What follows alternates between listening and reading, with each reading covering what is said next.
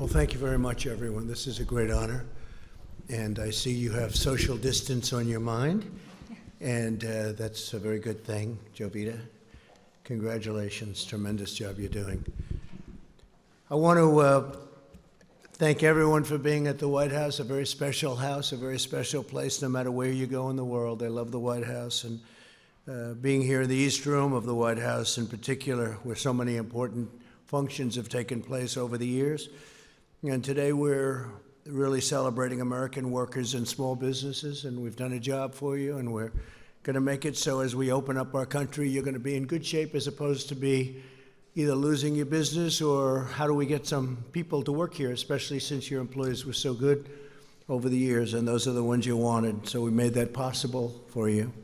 We're delighted to be joined this afternoon by representatives of several incredible small businesses from across our country. Also with us, our Treasury Secretary, Stephen Mnuchin. Steve, thank you very much. And SBA Administrator. You've been busy, Steve, by the way? A little bit, right? Broke every record in the book. And SBA Administrator Jovita Carranza. Thank you, Jovita. Have you gone to sleep in the last 2 weeks? I don't think so, right? You broke every single lending record, numbers of loans, amount of loans, small business. It's actually a very big business when you think about it. Thank you very much, Jovita. Great job. As our nation battles against this terrible scourge, we continue to pray for the victims as well as for those Americans who are grieving their lost ones and their loved ones. There's never been anything like this. We suffer with one heart, but we will prevail. We're coming back, and we're coming back strong. We built the greatest economy anywhere in the world 2 months ago, and we're going to build it again. We're going to build it fast. It's going to go very quickly. And Larry, thank you for being here very much. You see what's going to happen. I think you have the same feeling as I do. It's going to come back very fast. Now that our experts believe the worst days of the pandemic are behind us, Americans are looking forward to the safe and rapid reopening of our country. Throughout this ordeal, millions of hardworking Americans have been asked to really make tremendous sacrifices. It's sacrifices like nobody thought would even be possible. Nobody thought would ever be talking about something like this. This virus has inflicted an enormous and painful toll on our nation's workers and small businesses. That's why last month I asked Congress to pass the Paycheck Protection Program, giving small businesses emergency economic relief to keep workers on the payroll. 4 weeks ago, I was proud to sign it into law. We did that at a great ceremony with many of the people here and the officials here, and it was something. And I can tell you, I'm going to ask Steve to say a few words, but the kind of numbers and the kind of jobs they've done and the kind of jobs that have also been saved, it's incredible. You'll be seeing that in the coming weeks. The Treasury Department and the Small Business Administration launched the program in record-breaking time, just 1 week. And in the 14 days following its launch, we processed as many loans as the SBA would typically process in over 14 years. So in 14 days, they did more work and more loans, both in terms of applications and in terms of dollar amount, than they did in 14 years. 14 days, 14 years. Easy one to remember, right? That's some record.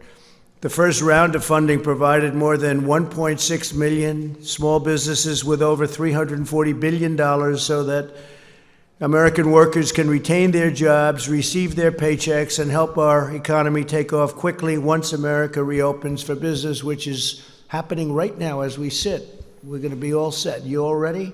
I know you are. I talked to you back there. You're ready. You folks are ready. Our swift action supported or saved 30 million American jobs at least. And last week, Congress answered our call to replenish the program, and I was honored to sign an additional $320 billion for American workers into law. At least $60 billion are reserved for community financial institutions, including those that serve minority and distressed communities. And that's also, when you think, it's African American communities, it's Hispanic American communities, it's Asian American communities. We began accepting applications for the second round of funding yesterday. Demand is extraordinarily high, and there are already twice as many users accessing the system as on any day under the first round. And one of the things that the Secretary of the Treasury told me is that the amounts are much more loans at much smaller amounts. And we like to hear that because we're looking at the small amounts, the smaller businesses, and that's what we want. Nonetheless, we're processing loans at a pace never achieved before. In the first 24 hours of the second round of funding, we've handled over 30% more loans than any previous day of the program. So far, we've processed an amazing 450,000 loans totaling over $50 billion. That's in phase 2. That's incredible. Along with Administrator Carranza and Secretary Mnuchin, Ivanka has played an essential role in spearheading this important program. Incredible role. That's what she wants to do. She wants to help people. From the beginning of my administration, Ivanka has used her experience as an entrepreneur to fight for the American worker. She's created many jobs. That's what she did when she first came in. She just wanted people to be able to get jobs and job training.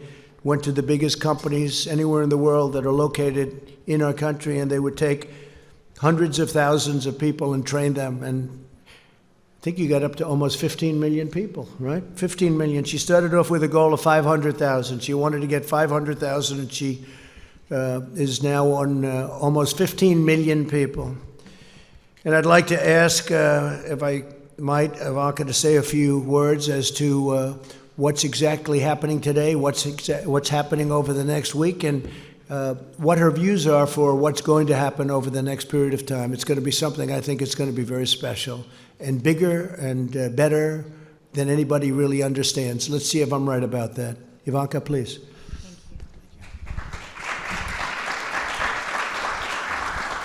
Well, thank you, everyone, and thank you, Mr. President, for convening this incredible group of entrepreneurs and small business owners who very much represent the soul and the spirit, the grit and the tenacity of America's small business owners across the nation. So we're grateful to each and every one of you for joining us here today, and very excited to hear your stories and hear specifically about how you're going through this challenge and how through the Payment Protection Program and through the PPP, you are able to keep your workforce employed. It's about your businesses thriving and growing within your communities. It's about your workforce, who each of you cares very dearly about. And I'd like to make a special call out of thanks to Secretary Mnuchin for his tireless work on this front. So if you'd like to come up and join us, we would appreciate that, Secretary. And SBA Administrator Carranza, thank you. You have been such a champion for America's small business. If you'd also like to come up and join us.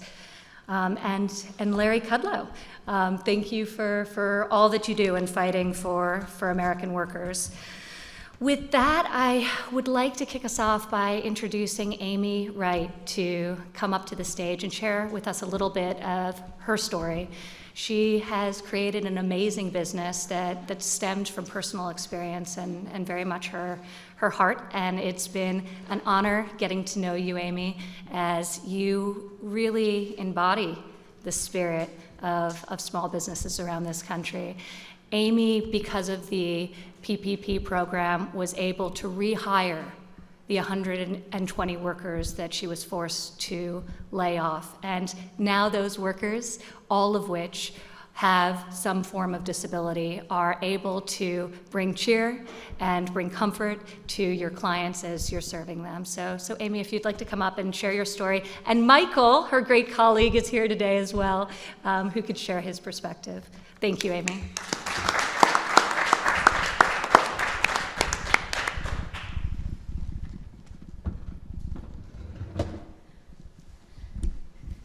Thank you, Ivanka, Mr. President. I am so honored to be joined by my employee, Michael, who you will hear from in just a moment. Biddy and Beau's Coffee is more than a coffee shop. It's a human rights movement. We employ 120 people with intellectual and developmental disabilities, and for most of them, it's their first paying job, which made the decision for us to temporarily close all 5 of our shops especially difficult. But thanks to the Paycheck Protection Program and the incredible team at Live Oak Bank, all 120 of our employees are back on the payroll today and working from home, writing handwritten notes that we include with each online order we ship.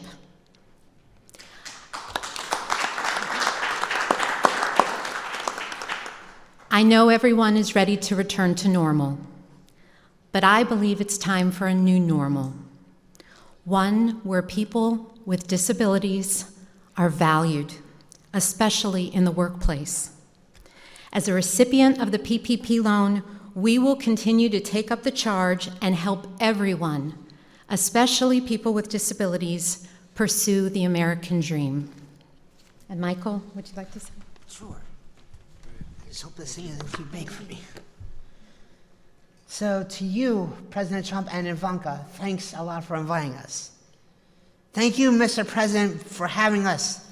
I love my job, and I am excited about going back to work.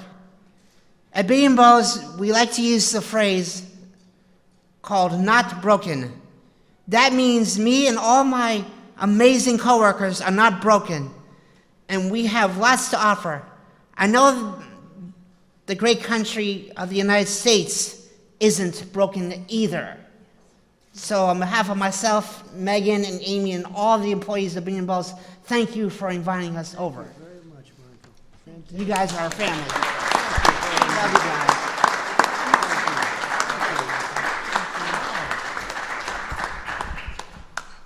That's better than we did. Much better, Michael. You did a better job. Thank you very much. That's beautiful. Stick around. You get to hear the press ask some questions, and they'll probably be a little bit nicer if you're in the audience, right, Amy? That's pretty good. Also, I'd like to ask Tony Stafford, Chief, sort of the boss, I guess you could say, chef and founder. You're the boss, right? Wouldn't you say? Of Ford's Fish Shack. And I hear it's good stuff. How about explaining, please? Best? Oh, I'll have it. Be careful. Thank you. Come on up, please.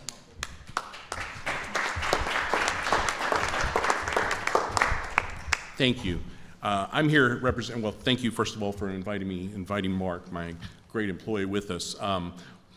We're here representing the restaurant industry, which has been really hurt hard by this with the closures and things like that, so I'll keep it brief. I'd first like to thank the President and the Vice President for leading us through that pandemic. It has devastated our restaurants. Over the last 6 weeks, my 3 restaurants have been devastated.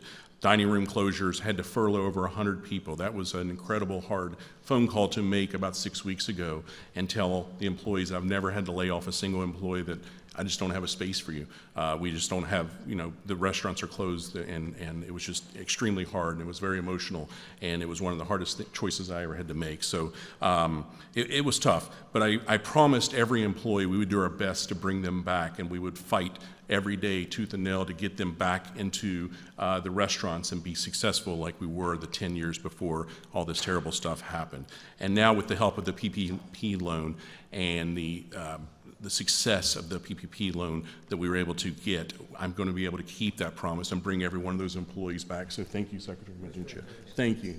And it's been awesome to be able to tell them that we're going to weather this storm, we're going to get through this, and we're going to be stronger and more agile once this is over. The one thing that you can see with the restaurants, we're surviving out there. We're doing things that we didn't do before with carryout and curbside and delivery and all those meal plans. Those things are awesome to see my fellow industry leaders out there doing in the restaurant industry, so I commend every one of those restaurants that's fighting to survive out there, and so thank you all for that. We will get through this. We will welcome our guests back, and once our state opens up, we'll welcome them back and thank them for their support through all this. I have amazing stories of guests coming into our restaurant the day after the closures to just give us tips, give us cash to give to our employees we had to furlough. So those great stories, that will not be forgotten from any of our guests, so thank you for that. And I look forward to the one day when all restaurants and all small businesses can reopen and be as successful as they were before. So thank you very much. Mark? Fantastic. Thank you. So my name is Mark Underwood. I am an employee of Ford's Fish Shack, so I am a living example of what your plan has done. I'm a husband, father of 5. My mother lives with me. And just listening to Tony talk about that day when the layoffs happened, it's a little emotional. But with the PPP, It has now given life to my family. It has injected hope in our business, and it's allowing us to fight the fight. So I appreciate it from everybody on your team to help us get through this issue that we're going through. So thank you very much. Help you. Thank you. Is he a great chef or a good chef? He's a great chef. Thank you very much. Thank you. Thank you. Larry. Thank you. That's great. That's a great story. Your mother lives with you, 5 children. That's a great story. So that was a rough day, right? Wasn't it? Huh? Never happened to you before, probably. Yeah, happened to a lot of people. It never happened before. So, but we're bringing it all back. You know, there have been a couple of places that have opened, and I don't know if you saw this, Tony. They have some restaurants, and they have lines that are very long to get in. People want to be back. They want to come back. We're going to bring a country back. They want to get to work. And I know you were in that category very much, so it's great. Thank you, fellas, very much. Jackie Crick, CEO and founder of ECU Communications. Jackie, please. I'll move that down, Jackie. A little short. That down a little bit. I'll get in trouble for touching it. They'll say, he touched the microphone. What am I going to do? Thank you, Mr. President, Ivanka, Secretary Minuchin, and Administrator Carranza. It is a pleasure and an honor to be here. My name is Jackie Crick. I'm originally from Bogota, Colombia, in South America. Yay. And I've been here many years, and a big part of those years that I've been here, I've been CEO of ECU Communications, which I founded 16 years ago. We focus on advertising and marketing with niche products for diversity recruitment and outreach programs. But more than anything, we're a woman-owned small business, minority-owned 100%. So just like many of the stories that I've heard before me, and I'm sure the ones that are coming, we are concerned about the future. And being able to get that PPP loan has given me and my staff a little peace of mind to know that we're going to be okay. Just at the end of February, I hired 3 more staff members. We're 30 now. So when we heard the news about going home and working from home or not being able to work from home, you know, the first thing that goes to your mind is, how am I going to support or tell these folks that they need to go? Being able to get the PPP loan has given me the ability to have that peace of mind that I'll keep them, their treasured staff, and I'll be able to continue to focus on my program. Thank you so much for what you do, for your leadership. Thank you. Great job. Thanks. Thank you, Jackie. Great job. Chris Stansbury, co-founder and partner, West Virginia Eye Consultants. I like West Virginia, you know. I like it. We'll put that up. Who likes you, sir? I like it. They like me, too. Thank you, Mr. President. Thank you, Ivanka, Mr. Secretary, Madam Administrator. Appreciate the opportunity to be here today. It's just an honor and a privilege as a small business owner. It's very meaningful to have this opportunity. My company is called West Virginia Eye Consultants, based out of Charleston, West Virginia. And we started in 2011, and we had 2 doctors, 1 employee, and 1 location. And over the last 9 years, we've been blessed with a lot of growth. We've worked hard. And in February, we celebrated our 9th anniversary with 7 locations, 7 doctors, and almost 60 employees. So it's been a great ride. But just a month later, thanks to COVID-19, we shut most of it down. And my partners and I were just overwhelmed, just bewildered. We weren't sure how we were going to survive this. But thankfully, Congress passed the CARES Act, and President Trump signed that into law. And as part of that, the PPP loans became available. And my partners and I applied for PPP loan through the SBA, and we were so gracious and so thankful to receive that, because it's been a lifeline for us. As soon as we received those funds, we were able to start paying our utilities, our rent, and start bringing some of those employees back that we need to get staged to begin to reopen the economy. And so we're just so grateful for President Trump's leadership and Congress for working with him to get us through this crisis. So thank you so much, sir. We appreciate all your help. Thank you. So you do eye examinations, doctor? Yes, sir. And you do glasses and all that? I may have to see you. Okay? I guarantee you're probably better than these high-priced people. I used to see the highest priced, and they were not the best. I'll bet you're better than all of them. So I may have to see you, doctor. I'm serious about it. We can do something quickly, all right? You move quickly too, right? No long meetings. Good. I may have to see you, doctor. Thank you.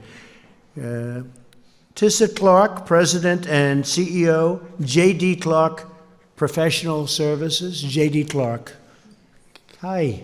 Come on up.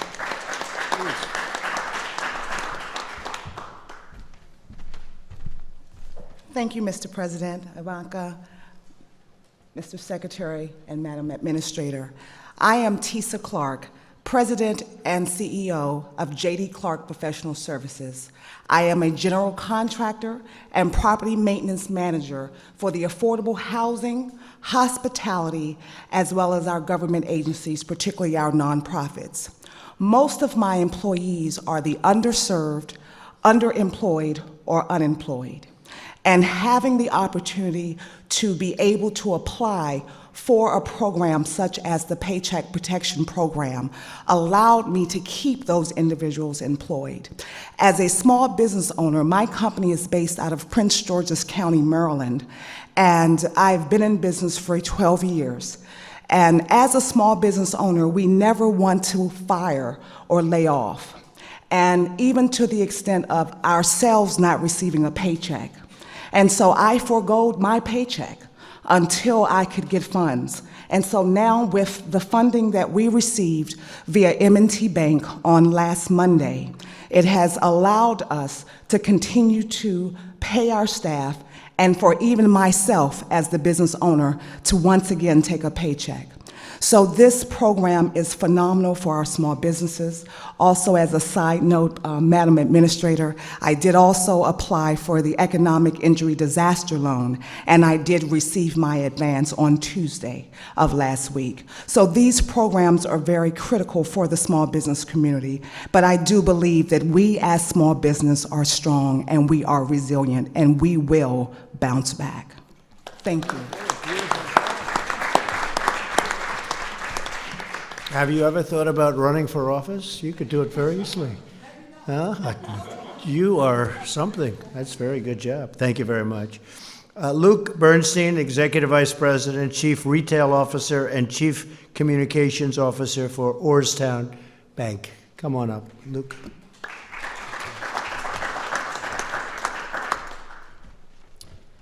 Thank you, Mr. President. Ivanka, Secretary Mnuchin, Administrator Carranza. I'm Luke Bernstein, proud to be here representing Orrstown Bank. I'm proud of our board, I'm proud of our entire team, and I'm proud of my fellow community bankers throughout the country who've rolled up their sleeves and worked tirelessly to help communities, working around the clock and helping them gain access to paycheck protection funds. Orrstown is a small 101-year-old community bank based in Pennsylvania and Maryland, and in just 14 days, we were able to process approximately 1,500 paycheck protection loans totaling $370 million. In those 2 weeks, Orrstown processed more loans in total amount than we did in an average year last year. We did more SBA loans in 14 days than in our entire 101-year history. Why? Because this is about communities. This is not about Orrstown Bank. This is not about banks. This is about people. The stories you're hearing today. This is about what's going on Main Street. The stories of what's happening with the Paycheck Protection Program are not only heartwarming, they're inspirational. We're helping pizza shops, delis, healthcare workers, repair shops, construction companies, and countless others get access to these funds. These people need this money. They're getting a lifeline through this program. Every job is life-sustaining to someone, and the PPP is saving the livelihoods of those in our communities. We want to thank you, Mr. President, for your leadership during this extraordinary and unprecedented time, and for partnering with community banks and Congress to help us and give us the opportunity to do what we do best, and that's serve our communities through the good times and the bad. You have unleashed the innovation of the private industry, and we are going to respond. We also want to thank Secretary Mnuchin and Administrator Carranza and Congress for supporting this program and giving the opportunity to community banks around the country to join together and help those in need. With this program, we can do that. Thank you, Mr. President. Thank you. Thank you very much, Luke. That's a beautiful job. Brandon Hudson, President, Ed and Jim's Body Shop. I know what that means. I'll bet you fix beautiful cars. You make them beautiful, right? I'll bet you do. Please come up. Thank you, Mr. President, and Ivanka, Secretary. And instead of celebrating on our anniversary on April 1st of being in business, we began furloughing employees. So I would like to take the opportunity to thank President Trump for quickly signing the PPP into action. Because of this program, Ed and Jim's is able to rehire all of our furloughed employees and provide them with a paycheck starting this week. This program has given our small business the funds needed to operate and maintain through this crisis. With everything we've gone through, I can't extend our thank you enough to President Trump for everything he's done for small businesses like us in the automotive industry at a time where our business really depends on people leaving their house and driving. So, Mr. President, thank you very much for what you've done for us and the industry. Thank you. Thank you. And what do you do with cars? Explain. Maybe. Our businesses, we repair cars. We're a collision repair shop, Parkville, Maryland. So we work with a lot of insurance companies. We have walk-in customers. So if you get into an accident, unfortunately, we're here to help you out. Can you generally fix, like when there's a problem with a car, can you generally fix it without sending for new pieces? Or do you generally have to put new pieces on if it's a big collision? It depends. On a big collision, we're mostly probably replacing some stuff, but we can repair a lot of things. So, we've been fortunate enough that we are able to repair a lot of things, but, with the demand for manufacturers to move to producing other things such as PPE and things like that, we're a little nervous about what that means for the future for us right now. But, we know you'll do the right thing for us. After today, you'll have a lot of customers. We appreciate you, sir. Fantastic. Thank you. Thank you very much. Thank you, Brandon. Thank you, Brandon. Allie Mills, Executive Vice President, Plum Contracting, Inc.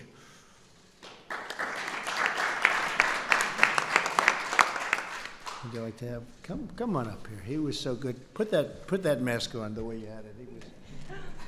He was. Thank you, President Trump, Ivanka, Secretary, Madam Administrator. I am here representing the highway industry. Plum Contracting is a third-generation union highway and bridge contractor in Pittsburgh, Pennsylvania. With Pennsylvania's winter construction shutdowns, we have been left with little revenue coming into a new season. COVID-19 abruptly halted all highway work on March 16th in our state. With very little revenue at this point of the season, we were forced to sadly lay off a majority of our employees, about 125, which included trades and management. There were a lot of sleepless nights and fear of losing it all. The Payroll Protection Program was and remains the engine that is carrying our business through this shutdown. We wouldn't survive without it. With our PPP approval, by May 1st, we anticipate our company running at full capacity when the highway industry is permitted to return back to work. We applaud you, Mr. President, for your interest in the welfare of America's small business and the American worker. And thanks to all that, my company will be here to work on a big infrastructure program very soon when you're ready to do that. Good. Thank you. Very much. Thank you. I was with Governor Ron DeSantis of Florida, which is interesting from your standpoint because we talked about the business that you're in, and he noticed that right into the immediate shutdown, he noticed there was very few cars on the road, and he did very opposite of what a lot of governors did. He said, "This is a great time to fix our roads and highways," and I said, as soon as he said it, this was in the Oval Office 2 hours ago, he said, "I noticed there was very few cars, and isn't that better than fixing them during rush hours and when there's traffic and when it's booming, like hopefully over the next few months it's going to be again, just like it was before, the best we've ever had, and then we had to close it down." So he's fixing roads and bridges and doing a tremendous amount of work during this period of time, and I thought it was very smart. So it's a little bit the opposite, but to each his own, right? To each his own, but it made a lot of sense to me when I heard it. I'd like to ask Secretary Mnuchin to come up and explain just a little bit about how well it's going, how the kind of numbers, the kind of records, to a point where there's never been anything like this, loans coming in, and how the loans are actually smaller than in phase one, and that makes us happy because that means smaller businesses, and that's where that's what we're looking at, that's what we're aiming at this time. Please, Steve. Thank you, Mr. President, and Ivanka, thank you for putting this together. Your stories are the stories of the 60 million American workers that are going to have the benefits of the close to $1 trillion that the President and Congress have invested in small business to protect you and put you back to work. That's over $650 billion in the PPP. That's over $300 billion in disaster loans, and that's over $20 billion of grants. And I know the press has commented on a lot of big companies that inappropriately took the money, and we've been very clear. We announced today that any loan over $2 million will have a full review for forgiveness before they're repaid, because this is the story of small business here.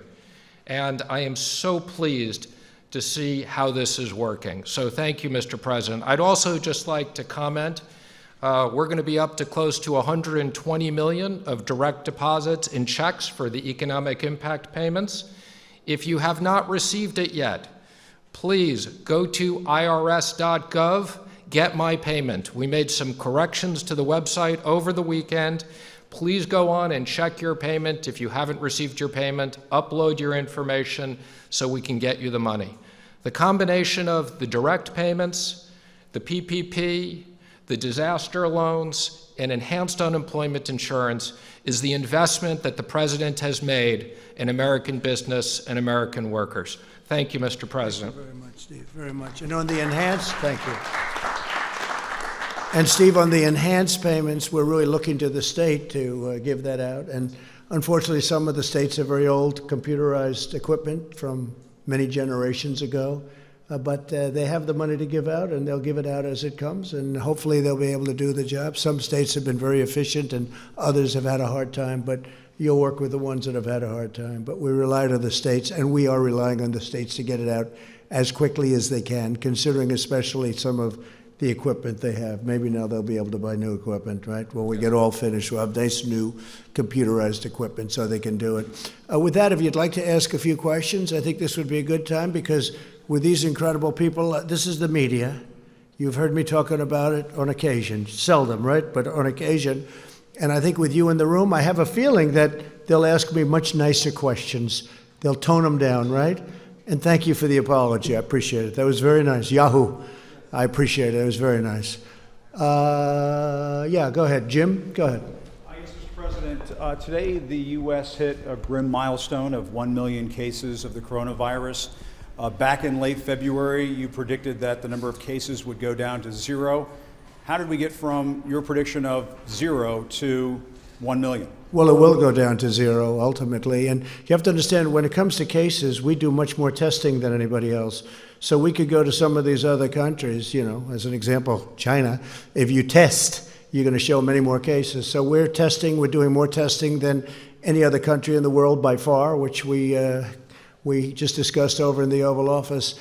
So we're going to show more cases because we're doing much, much more testing, double anybody else. Somebody said if you add everybody else combined, that would be a number. And it will be at the appropriate time, it will be down to 0, like we said. Weren't the experts at the time saying that the number of cases would go up, we would have community spread? Well, experts, Dr. Messier yeah, from the CDC yeah. was warning about this. Right. Also, experts, many very good experts, very good people too, said that this would never affect the United States. It wouldn't affect Europe. It wouldn't affect anything outside of China. So we were listening to experts, and we always will listen to experts. But the experts got it wrong. A lot of people got it wrong, and a lot of people had no idea it would be this serious. I listened to experts. I'll tell you what, I did something that the experts thought I shouldn't have done. I closed down our country and our borders. I did a ban on China from coming in other than U.S. citizens. And we did very strong checks on even our U.S. citizens. Ron DeSantis was telling me before that when they came in, people were put into quarantine, people were checked, and we're doing that now. So, yeah, I think we did something well ahead of schedule. We did that at the end of January. People were talking about this wouldn't have an impact, as you know, even into March. So I think we've done a great job in the sense that we were early. I think by banning China, and banning people coming in who would have been very heavily infected, we probably saved hundreds of thousands of lives. So on that, I'm very proud. Yeah, please. Mr. President, it's actually Secretary Mnuchin as well. What about the idea of another round of stimulus payments to American taxpayers directly? Democrats, of course, up on the Hill are talking about the idea of guaranteed income, which obviously could go on for months and months and months. Yeah. What about another round of... Well, I like the idea of payroll tax cuts. I've liked that from the beginning. That was a thing that I really would love to see happen. A lot of economists would agree with me. A lot of people agree with me. And I think, frankly, it's simple. It's not the big distribution, and it would really be an incentive for people to come back to work and for employers to hire. The double tax on the company and also on the person. That's what I like. And something like that could happen. Also, I think you have to look, because a lot of people are talking, I assume your next question would be about states. And Steve and I talk about it, and I talk about it with Mitch and with Kevin and with everybody. And the problem with the states is we're not looking to recover 25 years of bad management and to give them the money that they lost. That's unfair to other states. Now, if it's COVID related, I guess we can talk about it. But we'd want certain things also, including sanctuary city adjustments, because we have so many people in sanctuary cities, which I don't even think are popular, even by radical left folks, because what's happening is people are being protected that shouldn't be protected, and a lot of bad things are happening with sanctuary cities. But that's just standing up here answering this question. That's one of the things I think about. If we were going to do something for the states, I think they'd probably want something having to do with sanctuary cities, something having to do with other different points that we can discuss a little bit later on. Yeah, Jeff, go ahead, please. Mr. President, you're going to sign an executive order today about meat packaging plants. It affects liability for them. What efforts or what measures are you looking at for liability for other industries and other businesses? Well, we haven't been talked about. It hasn't been asked on other industries yet. But with the meat packing and with the transportation, we have had some difficulty where they're having a liability that's really unfair to them, and we're going to be doing that. I think, Mark, we're going to be doing that fairly soon. It's getting drawn up. I should be signing that over the next hour or so, taking the liability, which frees up the entire system. And I fully understand it. Not their fault. Yeah, please go ahead. Thank you, Mr. President. No, over here first. Mr. President, I just want to go back to what we discussed a little earlier today. Are you considering asking airlines to test passengers on international but also domestic flights? Yeah, we're looking at doing it on the international flights coming out of areas that are heavily infected. As you know, Brazil is getting to that category. I think they're going to be okay. I hope they're going to be okay. He's a very good friend of mine, the president. But I think that we're going to look at it from the standpoint, I was discussing that with the governor of Florida, with Ron, a little while ago. So we're going to be looking at that coming in from other countries, frankly, but South America seems to be one that's talked about because they have so much business going into Florida. With all of that being said, Florida's done incredibly well, and they're starting to open up very rapidly. But we will be looking into that in the very near future. We're looking at it very strongly. And the airlines would have this responsibility? Either the airlines or government, one or the other. We're working with the airlines. Maybe it's a combination of both. Kristen, go ahead. Thank you, Mr. President. Some health experts say the U.S. needs 5 million tests per day by June in order to safely reopen. You unveiled a plan yesterday that will increase testing, but not by that much. Why not? And can you get to that benchmark? Well, it will increase it, and it'll increase it by much more than that in the very near future. We're way ahead of everyone on testing. We haven't been given the press in terms of, I think, fairness of the press, but that's okay, and that's why I appreciated the statement before by Yahoo. We are way ahead on testing. We are the best in the world on testing. We've tested much more than anybody else, times 2. or every country combined. We've tested more than every country combined, and they keep talking about South Korea, and I'm very friendly, as you know, with President Moon, who just had a great victory, a new victory, as we're very happy about. But he will tell you how well the United States has done on testing, and he told me that very strongly. The quality of our test is the best, and the number is the best. Now, with all of that being said, we will be going to an even higher number, and it goes up exponentially. And I've told you that. We inherited a very broken test, a broken system and a broken test, and within a short period of time, we were setting records. So we have set records. We've done more than the entire world combined. We've done more than any other country in the world. So I think we've done a really good job. Now, with that being said, not everybody feels as strongly about testing as others. We have some governors that are very strong on testing. We have other governors, frankly, that aren't nearly as strong on testing. Their test is much more modest, and their real test is when people stop getting sick, and they'll be able to do that too. And I understand both systems very well.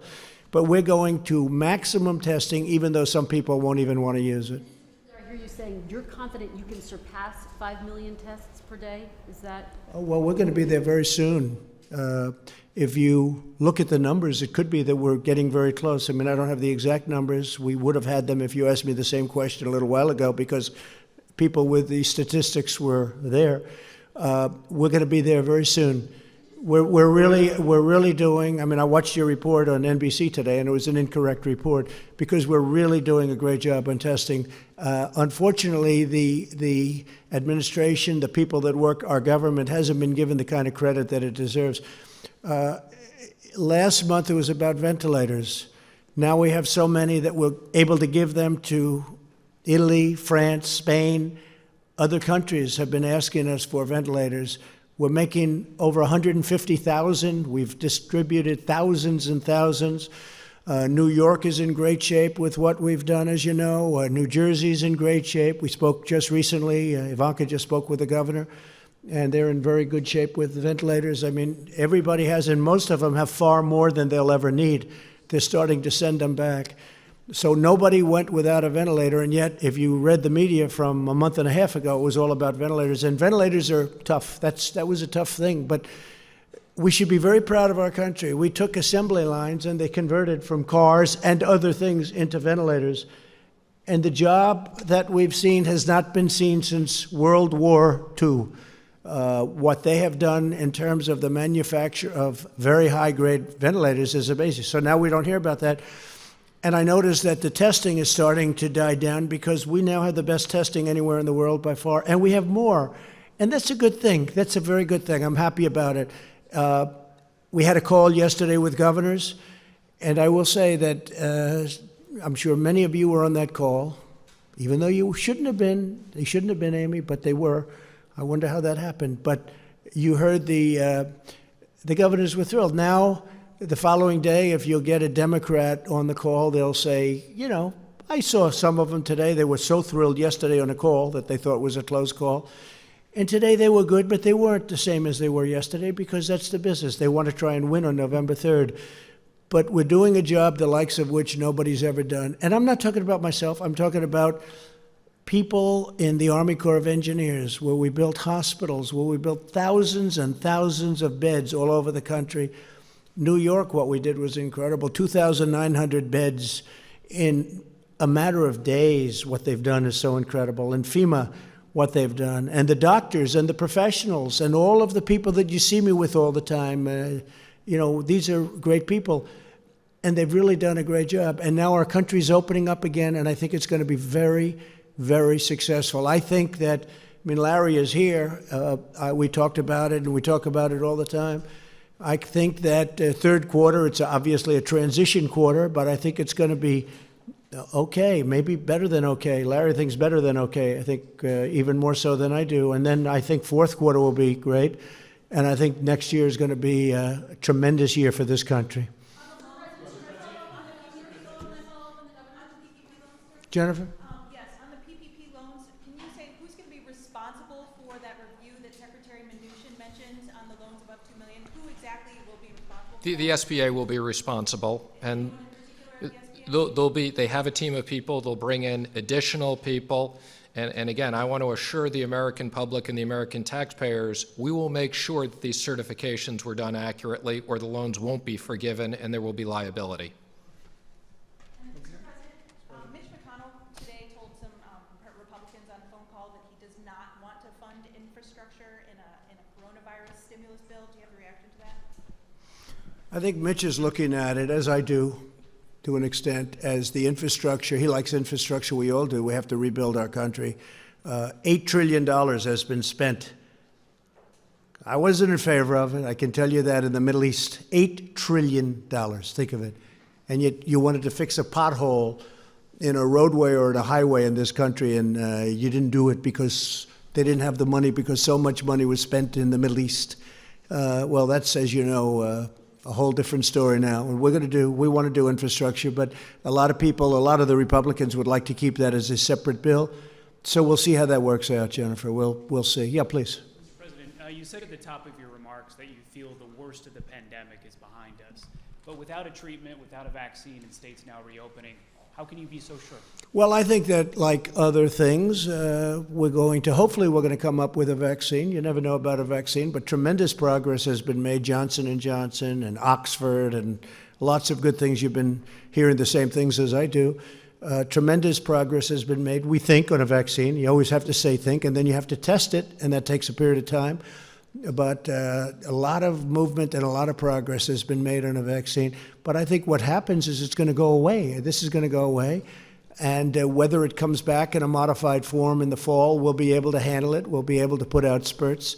And we're very prepared to handle it. We've learned a lot. We've learned a lot about it, the invisible enemy. It's a bad enemy. It's a very tough enemy, but we've learned a lot. It's in 184 countries, as you hear me say often. It's hard to believe. It's inconceivable. It should have been stopped at the source, which was China. It should have been stopped very much at the source, but it wasn't. And now we have 184 countries going through hell.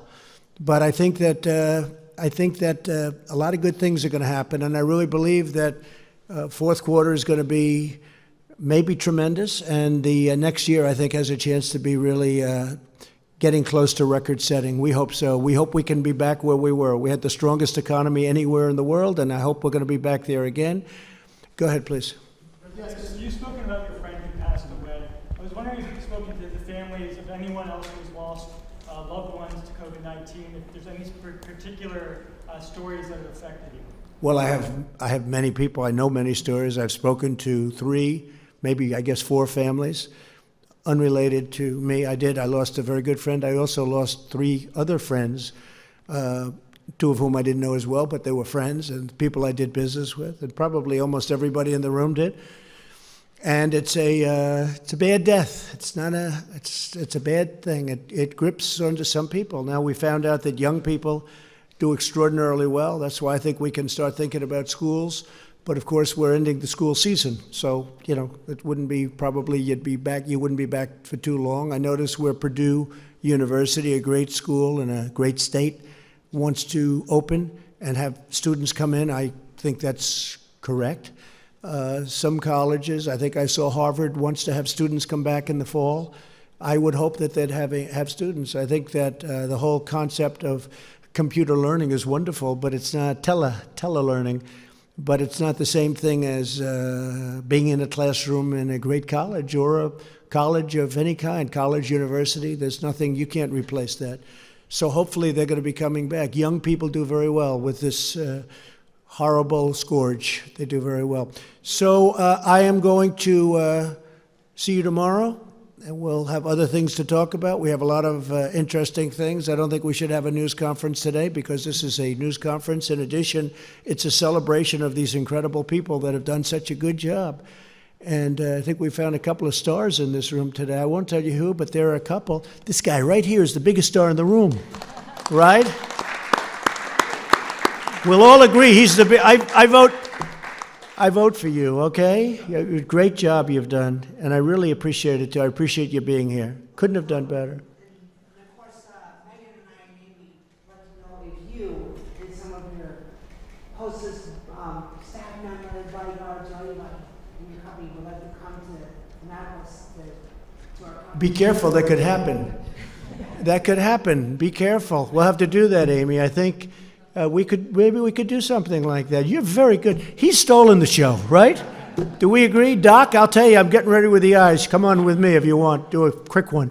Want to save a lot of time. We need time. We're opening up the country, Doc, so we need a little time. We can't spend too much. I don't want to spend 2.5 hours at an eye doctor, right? Okay, so we'll think about that. We want to do that. I want to thank everybody, in particular, Jovita. I want to thank you very much. And Steve, you're working. I can call Steve at any time. I can call him at 2 in the morning, 6 in the morning. It doesn't make any difference. I say, did I wake you? The answer is always no. He's doing a great job. We're proud of him. And everybody is, everybody. Our government, we have to be proud of our government, and we have to be proud of our country. These are really terrific people. We're going through a period of time, the likes of which we've never seen in this country before. Certainly, even if you go back into 1917, it was the worst of all time, but it was also not as bad here. It was very bad. It was very rough. It was a bad one, but it wasn't quite like what we're going through right now. And it's because of the amazing, when you look at how contagious this is, where people literally just being in the same area with other people, it catches. So I'm very proud of this country, I have to say. I'm very proud to be your president, and I'm very proud of this country. Thank you very much, everybody. Thank you.